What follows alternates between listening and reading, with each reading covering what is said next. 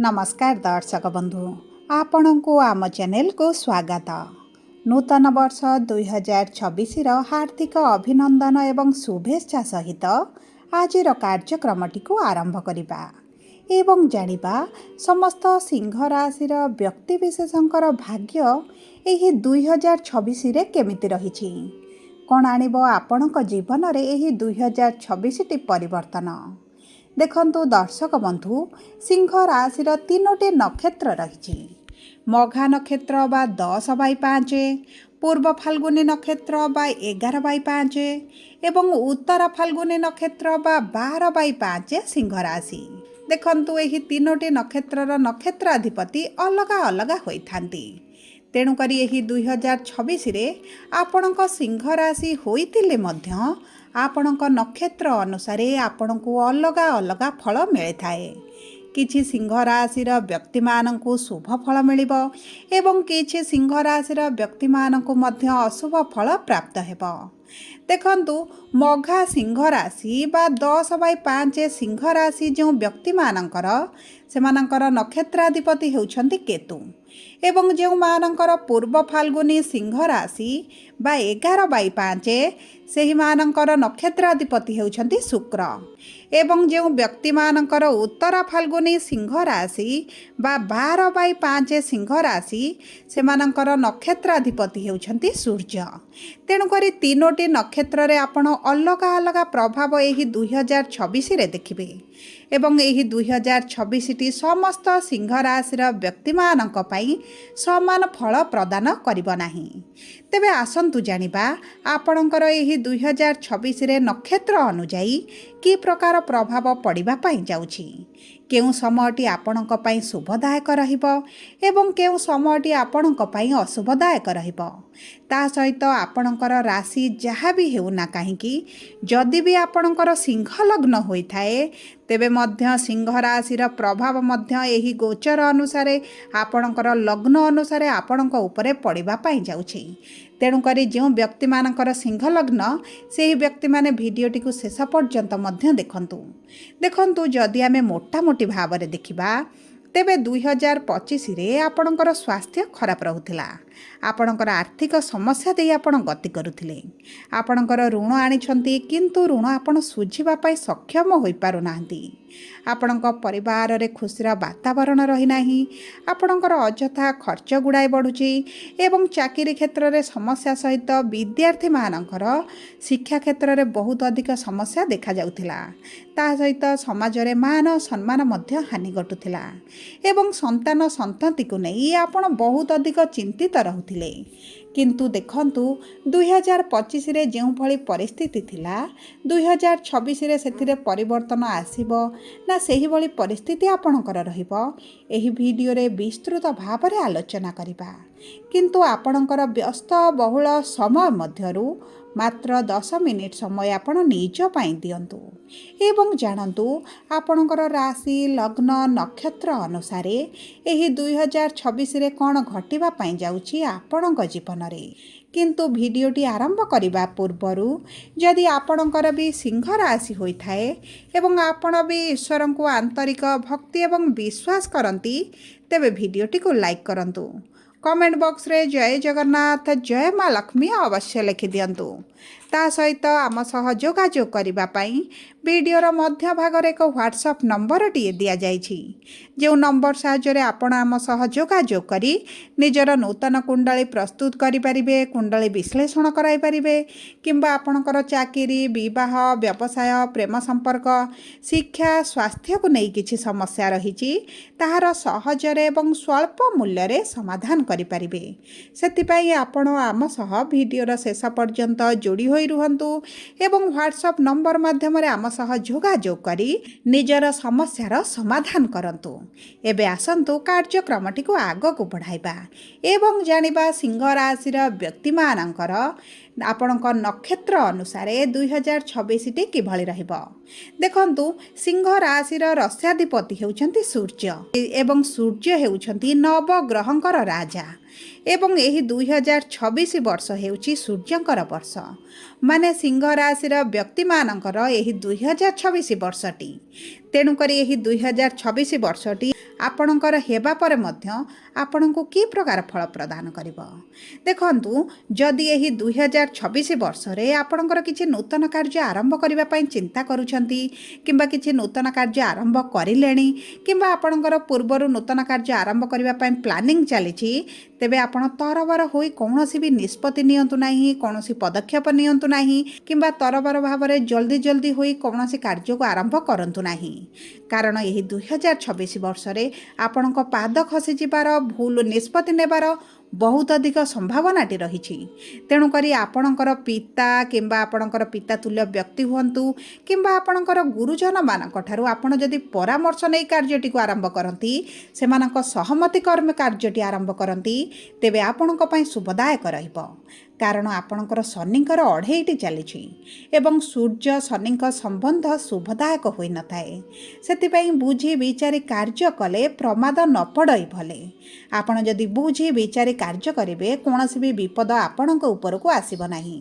ତେବେ ଦେଖନ୍ତୁ, 2025ର ଆର୍ଥିକ ସ୍ଥିତି ଅପେକ୍ଷା ଏହି 2026ରେ ଆପଣଙ୍କର ଆର୍ଥିକ ସ୍ଥିତିରେ ନିଶ୍ଚିତ ଭାବରେ ସ୍ୱଚ୍ଛଳ ପରିସ୍ଥିତି ଆସିବ। ଆପଣଙ୍କର ଆର୍ଥିକ ସ୍ଥିତି ମଜବୁତ ମଧ୍ୟ ହେବ। କିନ୍ତୁ ଯଦି ଆପଣ ପାର୍ଟନରସିପ୍ରେ କିଛି କାର୍ଯ୍ୟ କରୁଛନ୍ତି କିମ୍ବା କରିବେ ବୋଲି ଭାବୁଛନ୍ତି, ତେବେ ଆପଣ ଟିକେ ସତର୍କ ରୁହନ୍ତୁ, ସାବଧାନ ମଧ୍ୟ ରୁହନ୍ତୁ। କାରଣ 2026 ବର୍ଷଟି ପାର୍ଟନରସିପ୍ ବ୍ୟବସାୟରେ ଆପଣଙ୍କର ମତଭେଦ ଆସିପାରେ, ମନାନ୍ତର ଆସିପାରେ, ଯାହାଫଳରେ କି ଆପଣଙ୍କ ପାର୍ଟନରସିପ୍ରେ ମଧ୍ୟ କିଛି ନା କିଛି ସମସ୍ୟା ଆପଣ ଦେଖିପାରନ୍ତି। ସେଥିପ୍ରତି ଆପଣଙ୍କୁ ଟିକେ ସାବଧାନ ରହିବାକୁ ପଡ଼ିବ ଏବଂ ଚତୁରତାର ସହିତ କାର୍ଯ୍ୟ କରିବାକୁ ପଡ଼ିବ। ଏବେ ଆସନ୍ତୁ ଜାଣିବା କିପରି ରହିବ 2026 ବର୍ଷଟି ସମସ୍ତ ସିଂହ ଲଗ୍ନର ବ୍ୟକ୍ତି ବିଶେଷଙ୍କ ପାଇଁ।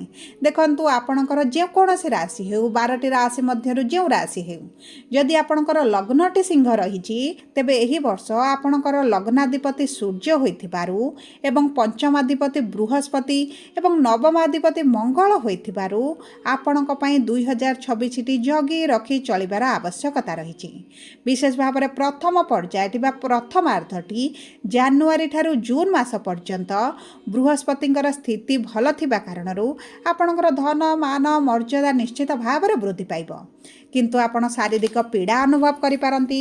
ଶରୀରରେ କିଛି ନା କିଛି ସ୍ୱାସ୍ଥ୍ୟଗତ ସମସ୍ୟା ଆପଣଙ୍କର ଦେଖାଦେଇପାରେ, ଯେଉଁ କାରଣରୁ ଆପଣ ଚିନ୍ତିତ ରହିବେ। ବିଶେଷ ଭାବରେ ଆପଣଙ୍କ ପରିବାରରେ ଆପଣ ବିଶୃଙ୍ଖଳା ଦେଖିବେ। ପରିବାର ଭିତରେ ମନମାଳିନ, ମତଭେଦ, ଝଗଡ଼ା, ଛୋଟ କଥାକୁ ନେଇ ବଡ଼ ଆକାରରେ ପରିଣତ ହେବା, ଏହିଭଳି ଛୋଟ ବଡ଼ ସମସ୍ୟା ଆପଣଙ୍କର ଲାଗି ରହିବ। ତା ସହିତ ଆପଣଙ୍କ ସନ୍ତତିକୁ ନେଇ ଆପଣଙ୍କର ତ ବହୁତ ଅଧିକ ଚିନ୍ତାଟି ବଢ଼ିଯିବ। ଆପଣଙ୍କ ସନ୍ତାନଙ୍କର ଅବାଧ୍ୟତା ଏବଂ ପ୍ରେମ ସମ୍ପର୍କରେ ଆପଣ ବିଫଳତାର ମଧ୍ୟ ସମ୍ମୁଖୀନ ହୋଇପାରନ୍ତି। ଏପରିକି ଆପଣଙ୍କ ବ୍ୟାପାର ବାଣିଜ୍ୟରେ କିଛି ଦ୍ରବ୍ୟ ନଷ୍ଟ ହୋଇପାରେ କିମ୍ବା କିଛି ଚୋରି ହେବାର ମଧ୍ୟ ସମ୍ଭାବନାକୁ ଏଡ଼ାଇ ଦିଆଯାଇ ନପାରେ। ସେଥିପ୍ରତି ଆପଣଙ୍କୁ ଦୃଷ୍ଟି ଦେବାକୁ ପଡ଼ିବ ଏବଂ ଆପଣଙ୍କ ବ୍ୟବସାୟ ବାଣିଜ୍ୟ ଉପରେ ବହୁତ ଅଧିକ ସଚେତନ ରହିବାକୁ ପଡ଼ିବ। ତେବେ ସବୁ ପରେ ଦେଖନ୍ତୁ, ଆପଣଙ୍କର ଅଶୁଭତ୍ୱକୁ ଦୂର କରି ଶୁଭାଶୁଭ ଫଳକୁ ବୃଦ୍ଧି କରିବା ପାଇଁ ବିଶେଷ ଭାବରେ ସିଂହ ଲଗ୍ନର ବ୍ୟକ୍ତିମାନେ ଆପଣ ପ୍ରତ୍ୟେକ ଦିନ ସ୍ନାନ ପରେ ସୂର୍ଯ୍ୟଙ୍କୁ 7 ଆଞ୍ଜୁଳି ଜଳ ପ୍ରଦାନ କରନ୍ତୁ। ତା ସହିତ ପ୍ରତ୍ୟେକ ଦିନ ଗୁଡ଼ ରୁଟି ଗାଈକୁ ଖାଇବା ପାଇଁ ଦିଅନ୍ତୁ। ଏହା ଆପଣଙ୍କର ଅଶୁଭତ୍ୱକୁ ଅଧିକାଂଶରେ ଦୂର କରିବ।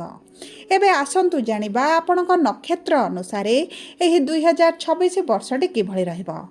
ଦେଖନ୍ତୁ, ଯେଉଁ ବ୍ୟକ୍ତିମାନଙ୍କର ମଘା ସିଂହ ରାଶି ବା 10/5 ସିଂହ ରାଶି, ଏହି ବ୍ୟକ୍ତିମାନେ କେତୁ ଅଂଶରେ ବା କେତୁ ମହାଦଶାରେ ଜନ୍ମଗ୍ରହଣ କରିଛନ୍ତି ଏବଂ ଏହି 2026 ବର୍ଷଟି ସାଧାରଣତଃ ଆପଣମାନଙ୍କୁ ଟିକେ ଜଗି ରଖି ଚଳିବାର ଆବଶ୍ୟକତା ରହିଛି। କାରଣ ବାତ ବିକଣ୍ଡାର ବହୁତ ଯୋଗ ରହିଛି।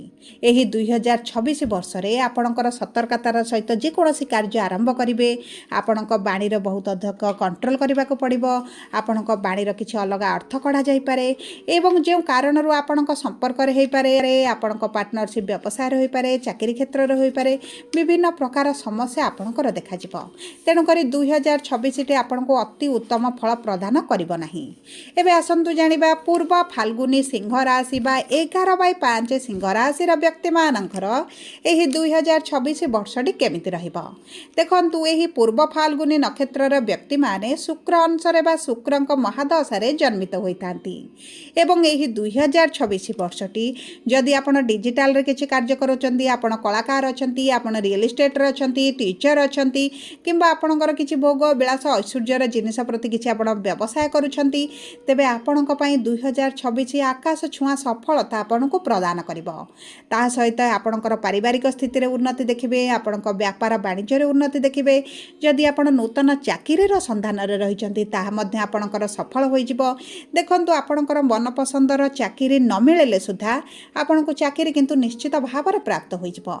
ଯଦି ଆପଣ ପ୍ରେମ ବିବାହ କରିବା ପାଇଁ ଚାହୁଁଛନ୍ତି ତେବେ ମଧ୍ୟ ଆପଣଙ୍କ ପାଇଁ ଶୁଭଦାୟକ ରହିବ। ଜୁନ୍ ମାସ 2 ତାରିଖ ପରଠାରୁ ଆପଣଙ୍କର ବିବାହ ପାଇଁ ମଧ୍ୟ ଅତି ପ୍ରବଳ ଯୋଗ ବନୁଛି।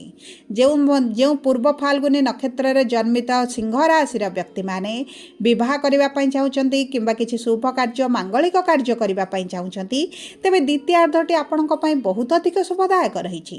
ଏବେ ଆସନ୍ତୁ ଜାଣିବା ଉତ୍ତରା ଫାଲ୍ଗୁନୀ ନକ୍ଷତ୍ର ସିଂହ ରାଶି ବା 12/5 ସିଂହ ରାଶିର ବ୍ୟକ୍ତିମାନଙ୍କ ବିଷୟରେ।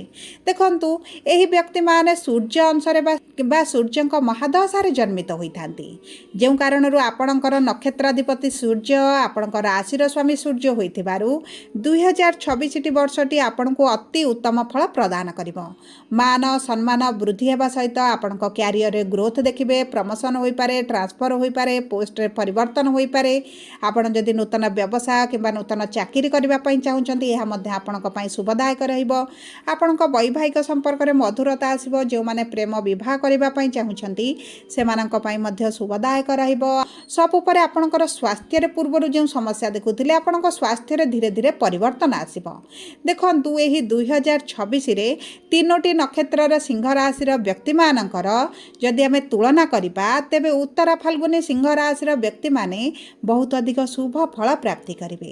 ସବୁପରେ ଅଶୁଭତ୍ୱକୁ ଦୂର କରି ଶୁଭାଶୁଭ ଫଳକୁ ବୃଦ୍ଧି କରିବା ପାଇଁ ଆପଣ ପ୍ରତିଦିନ ଗାୟତ୍ରୀ ମନ୍ତ୍ର ଜପ କରନ୍ତୁ। ଗଙ୍ଗା ଜଳ କିଛି ପାଣିରେ ମିଶାଇ ସ୍ନାନ କରନ୍ତୁ। ତମ୍ବାର ସୂର୍ଯ୍ୟଙ୍କର ପ୍ରତିମାକୁ ଆଣି ଆପଣ ପୂଜାର୍ଚ୍ଚନା କରନ୍ତୁ।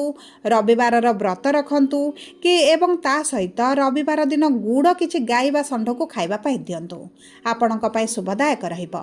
ଯଦି ଆପଣଙ୍କର ସିଂହ ରାଶି ହୋଇଥାଏ ଭିଡ଼ିଓଟି କିଭଳି ଲାଗିଲା କମେଣ୍ଟ ବକ୍ସରେ ଲେଖି ଜଣାନ୍ତୁ। ଯଦି ଆପଣଙ୍କ ପ୍ରିୟଜନଙ୍କର ସିଂହ ରାଶି ହୋଇଥାଏ ଭିଡ଼ିଓଟି ତାଙ୍କ ସହ ସେୟାର କରନ୍ତୁ। ଯଦି ପ୍ରଥମ ଥର ଆମ ଚ୍ୟାନେଲକୁ ଆସିଛନ୍ତି ଚ୍ୟାନେଲଟିକୁ ସବସ୍କ୍ରାଇବ୍ କରନ୍ତୁ।